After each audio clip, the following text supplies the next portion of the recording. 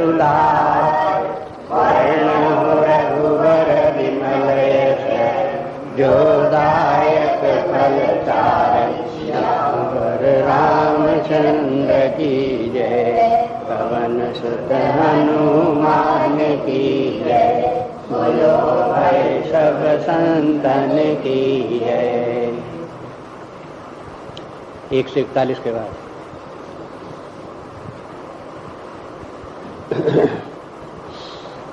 स्वयंभू मन अरु सतरूपा, जिन ते भई नर सृष्टि अनुपा।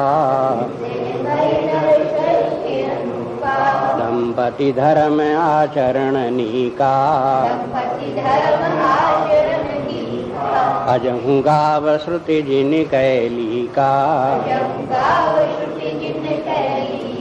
व्रत उत्तान पाद सुत तासु, ध्रुव हरि भगत भयउ सुत जासु। लग सुत नाम प्रिय व्रत ताही, वेद पुराण प्रशंसहि जाहि। देवहूति पुनीता सुकुमारी, जो मुनि कर दम कै प्रिय नारी। आदि देव प्रभु दीन दयाला, जठर धरेउ जहि कपिल कृपाला। सांख्य शास्त्र जिन प्रगट बखाना, तत्व विचार निपुण भगवाना। तेहि मनुराज कीन बहुकाला, प्रभु आयसु सब विधि प्रतिपाला। होहि न विषय विराग, भवन बसत भाचवत पन।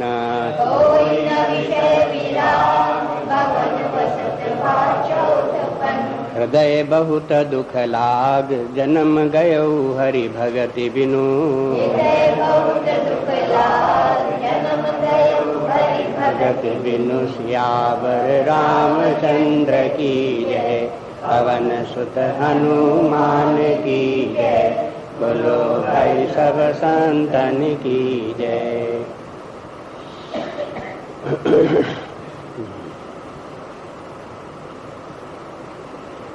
अब स्मरण करें कि प्रयागराज में याज्ञवल्क्य भरद्वाज जी को रामकथा सुना रहे हैं और उसका आधार है वो कथा जो भगवान शंकर जी ने पार्वती जी को सुनाई।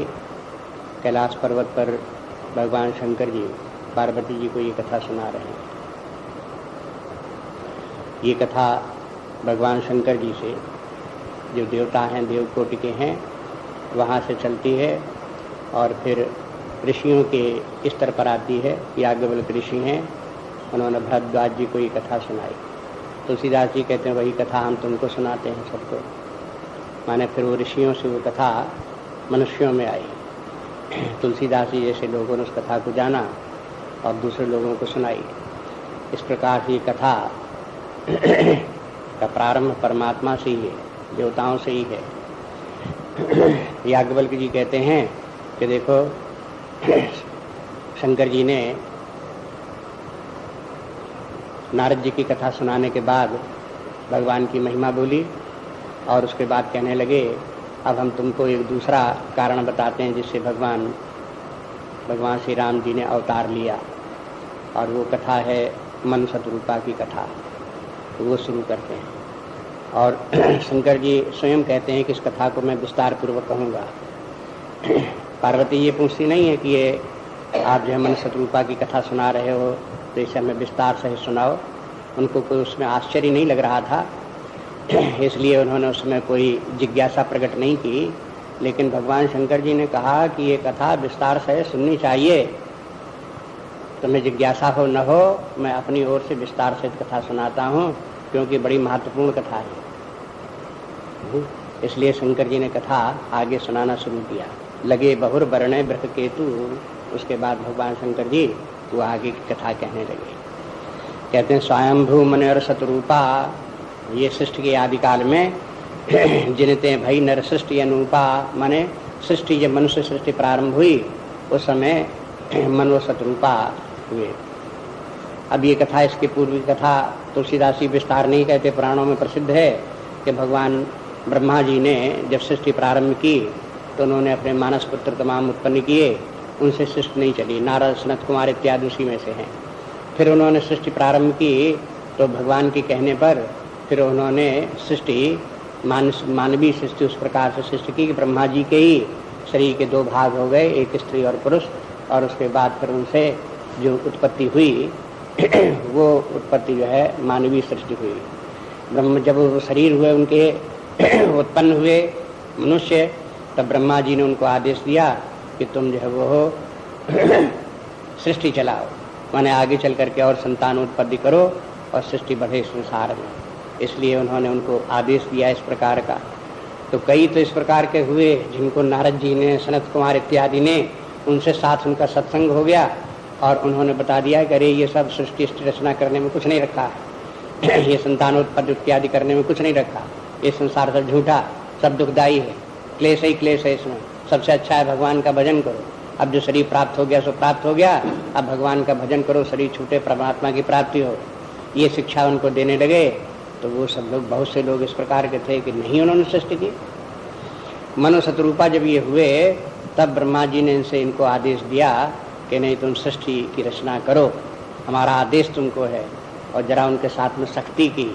तब जो है मनो शतरूपा ने कहा कि पिता की आज्ञा मानना भी कल्याणकारी है। और ब्रह्मा जी ने ये भी कहा कि ऐसा नहीं है कि तुम सृष्टि उत्पन्न करने को इनको होगे तो उसके कारण तुम बंधन में पड़ी जाओगे, तुम उसके बाद में फिर तुम्हारा विधान इस प्रकार का है, संतान उत्पत्ति करने के बाद में फिर तुम उपासना करना, ज्ञान प्राप्त करना और फिर तुम परमात्मा की तुमको भी प्राप्त हो जाएगी। तो उसी समय से दो प्रकार की आध्यात्मिक दृष्टि प्रवृत्तियां हो गई, एक प्रवृत्ति मार्ग, एक निवृत्ति मार्ग। ये नारद आदि सनत कुमार इत्यादि निवृत्ति मार्ग कहलाते हैं, जिन्होंने गृहस्थ धर्म स्वीकार नहीं किया। ऐसी सृष्टि चली और बहुत से लोग उसके बाद होते रहे निवृत्ति मार्गी। और दूसरी प्रवृत्ति मार्गी हुए, जैसे कि यह मन व शत्रुपा हुए, ये लोगों ने उसके बाद गृहस्थ धर्म स्वीकार किया और उसको छोड़ करके फिर वानप्रस्थी और सन्यासी भी हुए। और अंततः ये भी उसी प्रकार से निवृत्ति मार्गी परमात्मा को प्राप्त कर लेते हैं, तो उनको भी परमात्मा की प्राप्ति हुई। तो इन लोगों के जो जीवन प्रवृत्ति मार्गियों के थे, भौतिक जीवन भी साथ साथ चलता था, आध्यात्मिक जीवन भी साथ साथ चलता था। तो शास्त्र इस प्रकार के, ये दो प्रकार के जीवन तो रिकमेंड करता है, स्वीकार कर लेता है कि ऐसे करना चाहिए। चाहे तो प्रवृत्ति मार्गी हो तो भौतिक जीवन जियो, लेकिन उसके साथ साथ आध्यात्मिक जीवन अवश्य होना चाहिए। जीवन का अंतिम लक्ष्य आध्यात्मिक ही होना चाहिए, परमात्मा की प्राप्ति, मुक्ति। जो प्रवृत्ति मार्गी हैं वो भी निराभौतिक जीवन नहीं है। और दूसरा जो है वो हो, ये भी शास्त्र सम्मत बात है कि अगर कोई व्यक्ति संसार में भौतिक जीवन न प्रवृत्ति जीवन जीना चाहे तो उसको छोड़ भी सकता है और पूरा होल टाइम परमात्मा की आराधना साधना में लगे, ये भी कर सकता है। लेकिन शास्त्रों में ये कहीं भी नहीं है कि व्यक्ति आध्यात्मिकता को बिल्कुल तिलांजलि दे दे और पूरा का पूरा भौतिक जीवन जिए। ये बिल्कुल मनमानी व्यक्ति जो करने वाले हैं वो इस प्रकार करते हैं, वो शास्त्र विरुद्ध उनका व्यवहार है। और उसका परिणाम होता है ये कि व्यक्तिगत जीवन भी उनका दुखी और क्लेशयुक्त होता है, और उनके जो है परिवार जो है वो भी दुखी होते हैं, और समाज जो है वो भी संकट में पड़ता है। निराभौतिक जीवन व्यक्ति की दुष्प्रवृत्ति उत्पन्न करने वाला होता है। भौतिक जीवन जीते हुए व्यक्ति निरहंकारी बना रहे, निष्काम बना रहे, ये अपने आप थोड़े हो जाएगा। वो इसमें सब में भौतिक जीवन में तो ये दोष है ही है, व्यक्ति में स्वभावता ये आ जाते हैं, और समाज में संघर्ष, मारकाट, अशांति, दुख, क्लेश, चिंता, ये सब के सब जो है ये है उन भौतिक जीवन जीने वाले व्यक्तियों के जीवन में आते हैं जिन्होंने अध्यात्म की तरफ, धर्म की तरफ कोई उनकी अभिरुचि है ही नहीं। इसलिए शास्त्र सम्मत एक मत जो है ये है, भौतिकवाद का मत जो है वो उसका शास्त्र खंडन करता है। लेकिन भौतिक जीवन के साथ साथ यदि कोई व्यक्ति आध्यात्मिक जीवन जीता है तो शास्त्र की स्वीकृति है। वो तुम्हें एक जीवन में चाहे मुक्ति मिले, चाहे 4 जीवन में मुक्ति मिले, लेकिन वो स्वीकार है, उस प्रकार का जीवन होना चाहिए।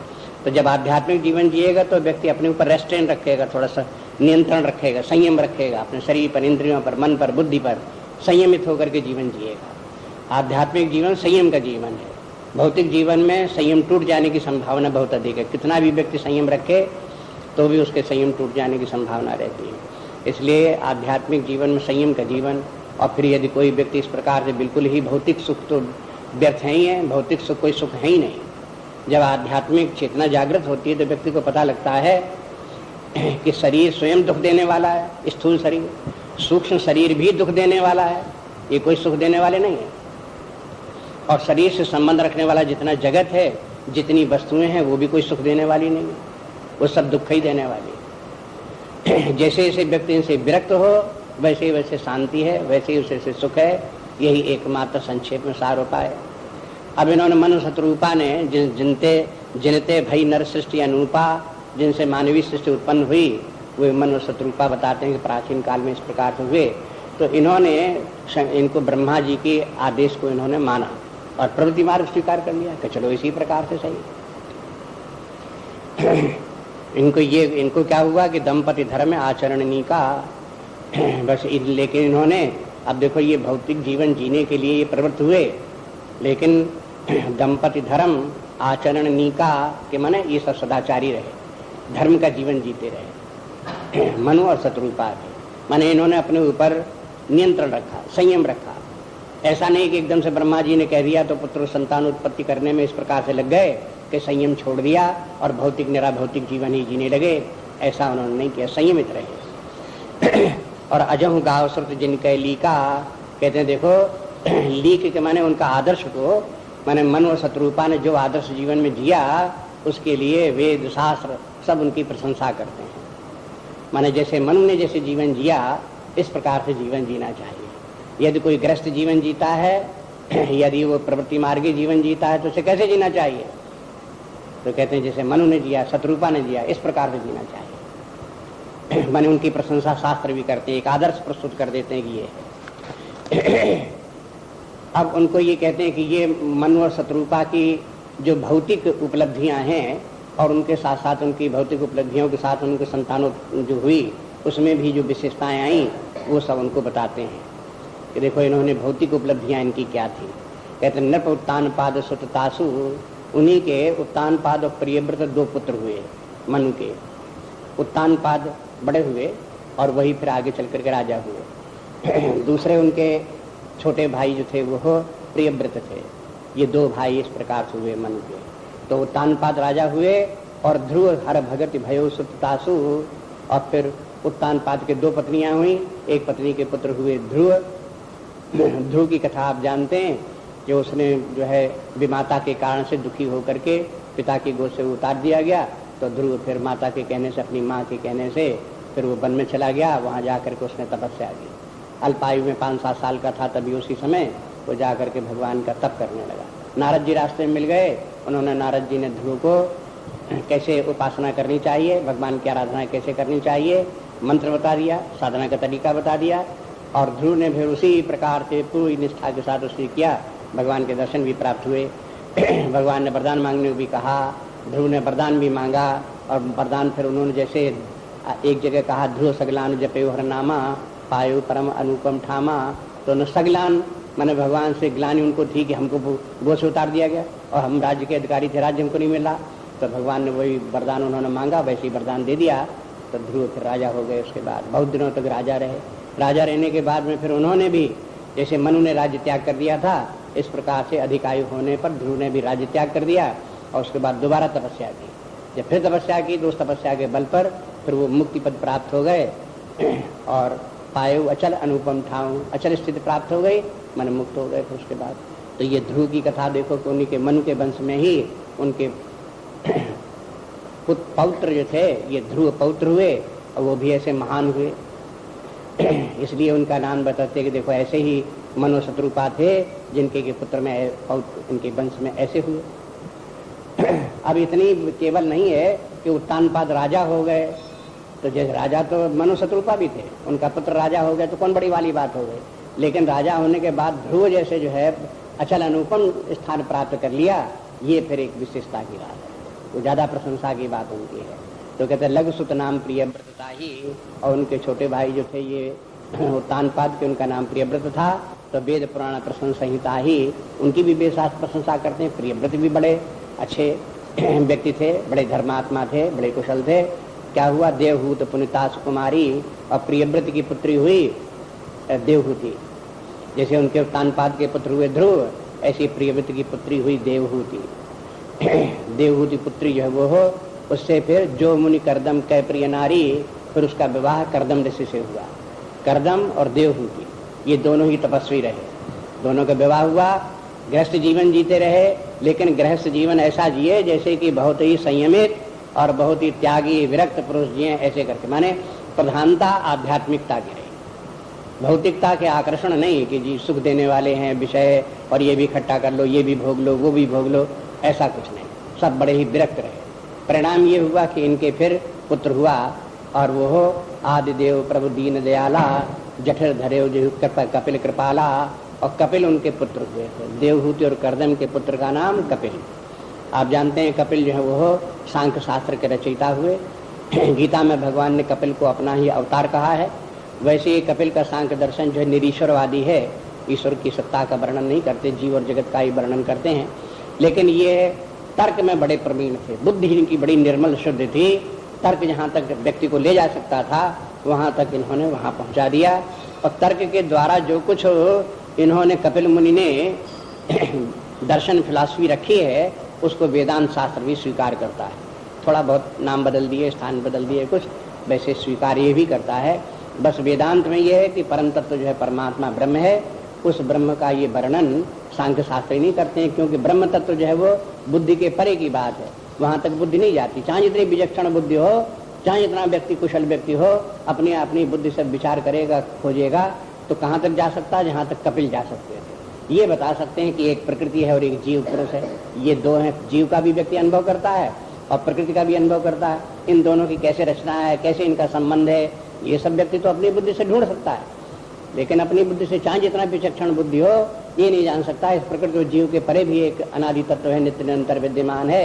ये अपने आप से नहीं आता, ये वेदांत शास्त्र ही बताता है, वही उसके लिए प्रमाण है, स्वतः प्रमाण है। उसके आधार पर जब व्यक्ति विचार करता है तब उसे ये सूझता है कि सत्य बात ये है। इसलिए यहाँ पर ये कहते हैं कपिल कृपाला जो है ये है, इनके ये देवहूति और करदम के से इनका जन्म हुआ। और सांख्य शास्त्र जन प्रकट बखाना, जिसका भी हमने वर्णन किया, सांख्य शास्त्र जो है वो उन्हीं की रचना है, उन्हीं ने सांख्य शास्त्र दिया। सांख्य शास्त्र के सूत्र जो प्रारंभिक सूत्र हैं वो कपिल मुनि के हैं। फिर उन सूत्रों का विस्तार होकर के और आगे आगे चल करके जो इनके शिष्य परंपरा में चले, उन लोगों ने सांख्य शास्त्र का बहुत विस्तार किया। अब भी ये सांख्य शास्त्र जो है वो दर्शन में 6 दर्शनों में से जो आस्तिक दर्शन है, सांख्य शास्त्र की बड़े आदर के साथ में अध्ययन किया जाता है। और एक सांख्य शास्त्र की परंपरा भी चलती है अपने देश में, सभी दर्शनों की परंपराएं चल रही हैं। हम लोगों को पता न हो तो न मालूम हो, लेकिन न्याय की, वैशेषिक की, सांख्य की, योग की, मीमांसा की, इनकी सबके परंपराएं चल रही हैं। माने इनके अध्ययन करने वाले व्यक्ति हैं, गुरु हैं, फिर उनके शिष्य हैं, फिर उनके शिष्य होते जाते हैं, इन शास्त्रों का अध्ययन करते हैं, इनका चिंतन करते हैं, इनके अनुसार जीवन जीते हैं। ये सब जगह चल रहा है। एक सांख्य शास्त्र का बनारस में एक आश्रम है जो इस कपिल को ही सबसे प्रधान मानता है, और उसी के अनुसार जो है वो अपना उनका साधना और जीवन दर्शन सांख्य का ही जीवन दर्शन है। उसी का अध्ययन, उसी की चर्चा, उसी की पुस्तकें वगैरह आजकल भी तमाम वो सब लिखते रहते हैं, और उसका प्रचार प्रसार उसी सांख्य दर्शन का ही करते हैं। ये सांख्यवादी जो है ये कहते हैं कि देखो गीता में जो भगवान ने सांख्य दर्शन बोल दिया, दूसरा अध्याय सांख्य योगो नाम द्वितीय अध्याय, अरे वो तो हमारे सांख्य का जरा सी छाया है, थोड़ी। हमारा सांख्य शास्त्र बहुत विस्तार, बहुत महान है। ऐसे करके सब वो मानने वाले सब अपने अपने जिसको जो मानता है उसी को बड़ा श्रेष्ठ करके मानता है। तो ऐसे ये सांख्य शास्त्र जिन प्रकट बखाना, तत्व विचार निपुण भगवाना, और ये भगवान है ये है तत्व के विचार में बड़े निपुण थे, विचार में बड़े निपुण थे। इनकी प्रशंसा विशेषता तुलसीदास जी भी कहते हैं कि इस बात के बड़े निपुण नहीं थे कि वेद का जो वैदिक ज्ञान, वेदांत ज्ञान है उसमें बड़े निपुण थे, विचार करने में बड़े निपुण थे। और विचार करते करते जहाँ तक ये पहुँच गए वो बड़ी उनकी जो है तर्क संगत बात थी। कहते जय मनुराज ते ही मनुराज की ने बहुताला। ये तो अभी तक मन का परिचय था कि उनके परिवार में कौन कौन पैदा हुए, क्या क्या उन्होंने कार्य किए, ये सब उनकी जानकारी पारिवारिक उनकी हुई। माने इस प्रकार से उनके पुत्र हुए, पुत्रों के पौत्र हुए, और फिर उनकी भी संतानें हुई, और बहुत से सृष्टि बहुत सी हुई, ऋषि मुनि बहुत से पैदा हुए, बहुत से मनुष्य पैदा हुए, ये सब विस्तार हो गया, राज्य स्थापित हो गया। तो ते ही मनु राज कीन बहु काला, उन मनु ने फिर बहुत दिनों तक राज्य किया। ये जो नर सृष्टि हुई उसके ऊपर शासन भी मनु ने बहुत काल तक किया। फिर प्रभु आयस सब विधि प्रतिपाला, यहाँ पर आकर के बताया तुलसीदास जी ने कि प्रभु पालस सब विधि प्रतिपाला। प्रभु पालक माने पिता की जो आज्ञा थी ब्रह्मा जी की, उस आज्ञा के उन्होंने सब प्रकार से पालन किया। उन्होंने जैसा किया था उसी प्रकार से संतान उत्पत्ति होना, राज्य की स्थापना करना। फिर मनु ने फिर वो बनाए, सब नियम मनु ने बनाए। मनु की प्रशंसा इस बात में कि मनुस्मृति मन के नाम मनु के ही नाम से है। तो मनुस्मृति क्या है कि उन्होंने अपनी जितनी भी संतान हुई उनके लिए जीवन सिद्धांत बना दिए कि देखो तो इस प्रकार से 4 वर्ण हैं, 4 आश्रम हैं, और उनमें सब में समाज में किस प्रकार से व्यक्ति रहना चाहिए, व्यक्ति कैसे होना चाहिए, पारिवारिक व्यवस्था कैसे होनी चाहिए, व्यक्तिगत जीवन कैसा होना चाहिए, राज्य कैसा होना चाहिए, राज्य की व्यवस्था किस प्रकार से होनी चाहिए, ये सब नियम उन्होंने लिखे। और फिर आध्यात्मिक भी उन्होंने वर्णन किया, भगवान की उपासना कैसे करनी चाहिए, यज्ञ आदि क्या है, उनकी महिमा क्या है, उपासना का क्या है, ज्ञान क्या है, वेदांत के अनुसार जगत किस प्रकार से मिथ्या है, परमात्मा एकमात्र सत्य, ये सब वर्णन मनुस्मृति में मनु ने किया। तो समग्र जीवन जितना भी जीवन के नाना रूप थे उन सबके संबंध में उन्होंने विधान भी दिया मनु ने। तो इतना काम ये भी मनु ने किया। तो ये कहते हैं कि इतना सब करने के बाद भी मन को क्या हुआ कि हो ही न विषय विराग, भवन बसत भा चौथपन। मनु जो है वो अपने वहां भवन में रहते हुए उनका चौथापन आ गया, तीसरा नहीं चौथापन आ गया। चौथापन माने ज्यादा वृद्धावस्था। और हो ही न विषय विराग, अब वो विषय विराग न हो कि माने वो राज्य का सुख, परिवार का सुख, ये सब का सब उनको उसमें सुख लगने लगा और उसमें आसक्ति भी हो गई। अब देखो मनु जो है वो यद्यपि उन्होंने बड़े संयम पूर्वक जीवन जिया, गृहस्थ जीवन, तो भी आसक्ति पैदा हो गई और घर से बाहर निकलने की प्रवृत्ति उनके लिए। मनुस्मृति में उन्होंने लिख दिया कि 4 आश्रम होने चाहिए, ब्रह्मचार्य, गृहस्थ आश्रम, वानप्रस्थ आश्रम, संन्यास आश्रम। तो लिख देना तो एक बात है, लेकिन ये वानप्रस्थ आश्रम स्वीकार स्वयं करें तो वैरागी नहीं आ रहा मन में। कैसे करें, कैसे घर छोड़ें और कैसे वानप्रस्थी बने, ये मन को स्वयं भीतर से नहीं हो रहा। तो उनको ये लगा कि देखो सही नियम तो यही है कि घर गृहस्थी छोड़ करके वानप्रस्थी बनना चाहिए, लेकिन हमारे मन में इस प्रकार के जब जब हम सोचते हैं कि इस प्रकार करना चाहिए तभी लगता है थोड़ा और रह जाओ, अभी कौन जल्दी है, थोड़ा और रह जाओ, ऐसे करके रहता। माने वैराग्य नहीं आ रहा मन। अब वैराग्य जिसके मन में आ जाए तो घर में कुछ रखा ही नहीं, वो छोड़ के चलते घर। कौन सी बड़ी भारी बात। कोई व्यक्ति जो है वानप्रस्थी जीवन क्यों नहीं जीना तैयार होता, क्योंकि घर का अटैचमेंट छूटता नहीं, वो आसक्ति बनी रहती है उसमें, जैसे मन की बनी रही।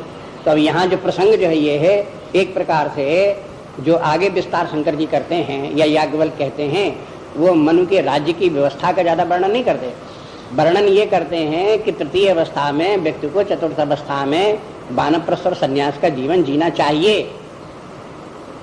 ये प्रसंग इसलिए रामचरितमानस में एक प्रसंग यहाँ पर इस प्रकार का है, और फिर उत्तरकांड में जब काकभूषण का वर्णन है, नीलगिरी पर्वत पर काकभूषण जी वास कर रहे हैं, तो एक वानप्रस्थी व्यक्ति को आश्रम में कैसे रहना चाहिए उसका विस्तृत वर्णन वहाँ पर भी है, काकभूषण के आश्रम में भी है। तो ये 2 स्थल इस प्रकार के हैं जिनमें कि व्यक्ति गृहस्थ आश्रम छोड़ने के बाद में उसके जीवन का कर्तव्य क्या है, कैसे आश्रम में रहना चाहिए, कैसे साधना करना चाहिए, उन दोनों को मिला करके देखें तो तुलसीदास जी का मत, और तुलसीदास जी ने जो कुछ अपने समस्त शास्त्रों का अध्ययन करने के बाद जो सार निकाला, वो सब इसका वर्णन यहाँ पर है। अब ये एक बार व्यक्ति गृहस्थ जीवन में पड़ जाने पर, चाहे वो ज्ञानवान हो, जानता हो भी कि हम गृहस्थ जीवन केवल औपचारिक रूप से स्वीकार कर रहे हैं, ये हमारे जीवन का लक्ष्य नहीं है, कुछ काल के लिए हमें ये भी हम कर लेते हैं, लेकिन तो भी गृहस्थ जीवन में व्यक्ति पढ़ करके ये एक ऐसा माया जाल है कि उसमें चिपक करके व्यक्ति फिर छूटना और निकलना उसके लिए मुश्किल पड़ता है। जैसे मन को के लिए सामने समस्या आ गई, लेकिन फिर भी उनके मन में जब ज्यादा आयु हो गई तृतीय अवस्था के बाद, वैसे तृतीय अवस्था में छोड़ देना चाहिए घर, लेकिन तृतीय अवस्था पूरी हो गई, चतुर्थ अवस्था आ गई। चतुर्थ अवस्था के माने अब शरीर शिथिल होने लगा, अब कार्य जो है भौतिक कार्य करने की भी क्षमता शरीर में नहीं रहेगी, मानसिक शारीरिक क्षमताएं घटने लगी। ऐसी अवस्था जब उनकी आ गई तब उनको लगा अरे अब तो जीवन ही बिल्कुल समाप्त हो रहा, बिल्कुल इस बात का संकेत आ गया कि अब जीवन ज्यादा दिन चलने वाला नहीं है, और फिर भी हम इसी प्रकार से परिवार में ही लिप्त हैं, अब भी हम राज्य के कार्य में चक्कर में ही पड़े हुए हैं, अब इसे हमें छोड़ देना चाहिए। भगवान ब्रह्मा जी ने भी ये तो आदेश नहीं दिया था कि तुम वृद्धावस्था में भी राज्य करते रहना चाहे, उन्होंने ऐसा नहीं बोला था। उन्होंने कहा था बाद में गृहस्थ जीवन पालन करने के बाद में संतान उत्पत्ति इत्यादि हो, उसके बाद में तुम फिर वानप्रस्थी हो जाना, सन्यासी हो जाना, भगवान का ध्यान भजन करना, ये सब इस प्रकार करना उन्होंने स्वीकृति दी थी। लेकिन अब उनकी ब्रह्मा जी की स्वीकृति होते हुए भी मनु के मन में वैराग नहीं आ रहा, ये समस्या आ गई। तब कहते हैं हो ही न विषय विराग भवन बसत बा चौथपन हृदय बहुत दुख लाग। अब देखो वैराग नहीं आ रहा है, इस बात का दुख। हाँ? कहते हैं कि जन्म गयो हर भगत बिनु, कहते सारा जन्म बीत गया, भगवान की भक्ति नहीं प्राप्त कर पाए। तो सारे जीवन ये भगवान की भक्ति करते रहे, उपासना करते रहे, संयम भी रखते रहे, अपने निष्काम कर्मयोग भी करते रहे, ये सब जीवन का जो जैसा सही रूप था वो जीते रहे। लेकिन जैसी भक्ति विकसित होनी चाहिए थी कि परमात्मा पर आश्रित होकर के समर्पण भाव से उसी पर रह करके जीवन जिए और शांत जीवन जिए, अंतर्मुखी वृत्तियां हो जाएं, बाह्य के कार्यों में तमाम व्यक्ति लिप्त न हो, व्यस्त न हो, संसार के राग द्वेष आदि न पड़े, ये सब जो स्थितियां थी उनसे कहते हैं कि वो स्थिति मन कहते हैं कि हमको नहीं प्राप्त हुई, तो उनको बड़ा दुख भी लगा। इसके माने ये है कि जो व्यक्ति को ज्ञान होता है कि जीवन का सही रूप क्या है, कैसा भक्ति है, क्या ज्ञान है, जीवन का उज्जवल रूप किस प्रकार का है, और वैसा व्यक्ति को प्राप्त नहीं होता। जानता तो है कि आदर्श जीवन इस प्रकार का है, ऐसे से होना चाहिए, लेकिन वैसा कर नहीं पाता, तो एक प्रकार की उसके मन में जो ग्लानि या दुख होता है उस प्रकार का यहाँ दिखाया कि देखो ऐसा व्यक्तियों में हो सकता है। लेकिन जिन लोगों में निरे भौतिकवादी हैं और भौतिक जीवन में विषयों में ही डूबे हुए, नाक तक डूबे हुए हैं और उसी को सब कुछ मानने वाले हैं, उनको इस प्रकार का दुख नहीं होता। उनको जो दुख होता है वो दूसरे प्रकार का दुख होता है। वे लोग जब वृद्धावस्था चतुर्थ अवस्था आ जाती है और सारे जीवन जो कुछ विषय भोग उन्होंने इकट्ठे किए और उनको अब तक भोगने की कोशिश करते रहे, अब वृद्धावस्था में उनको भोग नहीं सकते और शरीर लगता है कि अब छूटा जाता है, जो कुछ इकट्ठा किया वो इसी जीवन में यही पड़ा रह जाएगा, इस बात का फिर दुख होने लगता है। उनके भोग छूट रहे हैं, इस बात का दुख होता है। दो प्रकार के दुख, ज्ञानी व्यक्तियों को कि ये विषय हमको आसक्त रखे हुए हैं और इनको हम छोड़े नहीं पा रहे हैं, और अज्ञानी व्यक्तियों को इस बात का दुख होता है कि ये विषय भोग हमने इतने एकत्र किए, इनको हमें भोगने की सामर्थ्य नहीं रह गई और फिर ये हमारे साथ भी नहीं रह पा रहे हैं और हमारा शरीर अब जा रहा है, अब हम छोड़कर जा रहे हैं, इस बात का दुख होता है। इन दोनों प्रकार के दुखों से छुटकारा यही है कि व्यक्ति विरक्त होकर के परमात्मा की भक्ति प्राप्त करे, परमात्मा को आश्रित हो, उसी में जीवन रहना चाहे। जब होल हार्टेडली भगवान का जीवन, आध्यात्मिक जीवन जिए, तो फिर इस प्रकार के कोई दुख नहीं, दो में से किसी प्रकार का भी दुख व्यक्ति को नहीं होगा, उनसे छुटकारा हो जाएगा। तो हृदय बहुत दुख लाग जन्म गयो हर भगति बिनु, तो इस प्रकार से भगवान की भक्ति के बिना सारा जन्म चला गया, ये दुख हुआ। अगला देखिए आगे फिर क्या करते हैं ये।